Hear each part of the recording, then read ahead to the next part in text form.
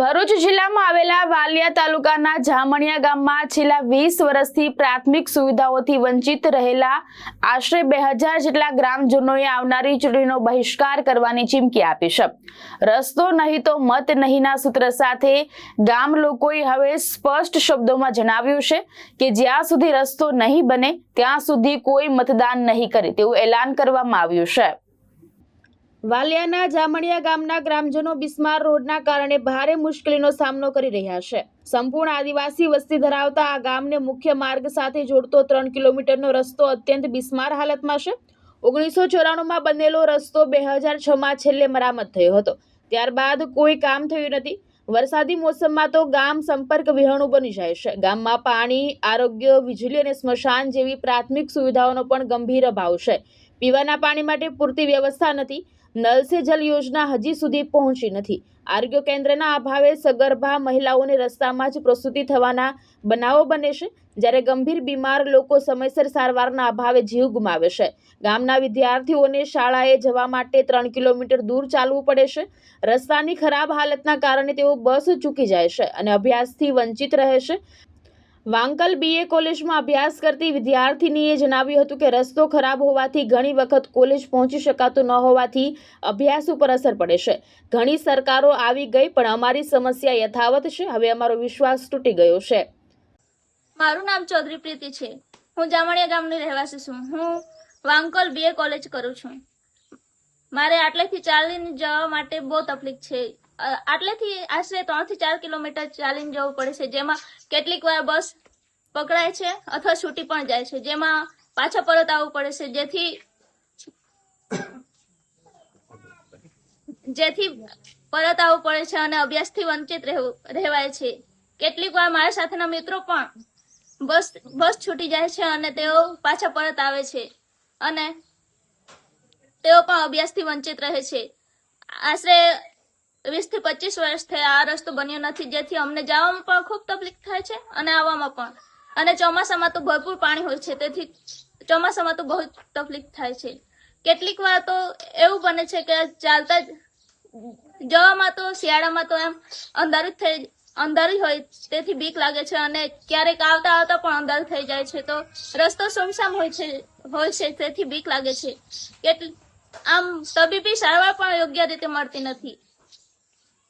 મારું નામ કિરણભાઈ ચૌધરી, ગામ જામણિયા, તાલુકો વાલિયા, જિલ્લો ભરૂચના અમે રહેવાસીઓ છે। અમારા ગ્રામજનોની જે સમસ્યા છે એ સમસ્યા એટલી ભયંકર છે કે વર્ષોથી અમારા ગામમાં રસ્તો બનતો નથી।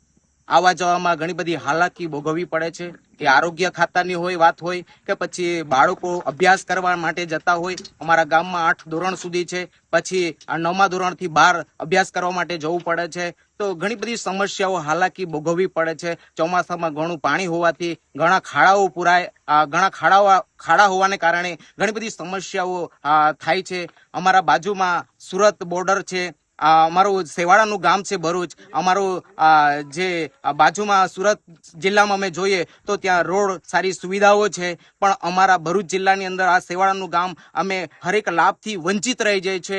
અમે ખૂબ હેરાન છે, અમે દુઃખી છે, જેથી કરીને અમને એટલી બધી સમસ્યાઓ છે કે હવે અમારાથી સમસ્યા સહન થાય એમ નથી, જેથી કરીને અમે ચૂંટણીનો બહિષ્કાર કરીએ છીએ। રોડ નહીં તો રોડ નહીં તો રોડ નહીં તો રોડ નહીં તો। મારું નામ ભરતભાઈ નારસિંહભાઈ વસાવા, ગામ જામણિયા। અમારું ગામ જામણિયા ખૂબ જ અંતરિયાળ ગામ છે। અમારા ગામની વસ્તી આશરે 2000ની છે। અમારા ગામમાં સરકારી બસ કે આરોગ્ય કેન્દ્રની કોઈ સુવિધા નથી। અમારા ગામના બાળકોને અભ્યાસ માટે બહાર ગામ જવું પડે છે। અમારા ગામથી 3 કિલોમીટર ચાલીને દૂર મેન રોડ આવે છે, ત્યાં સુધી અમારે પગે ચાલીને પહોંચવું પડે છે અને ત્યાંથી બસ કે અન્ય સાધનો મારફતે અમારા બાળકો અભ્યાસ અર્થે જાય છે। દવાખાનું, હોસ્પિટલ, રોજગાર, ધંધા માટે અમારા ગામના લોકોને કાયમના માટે 3 થી 4 કિલોમીટર પગે ચાલીને આવીએ ત્યારે પાકો ડામર રસ્તો આવે છે અને ત્યાંથી અવર જવર થાય છે।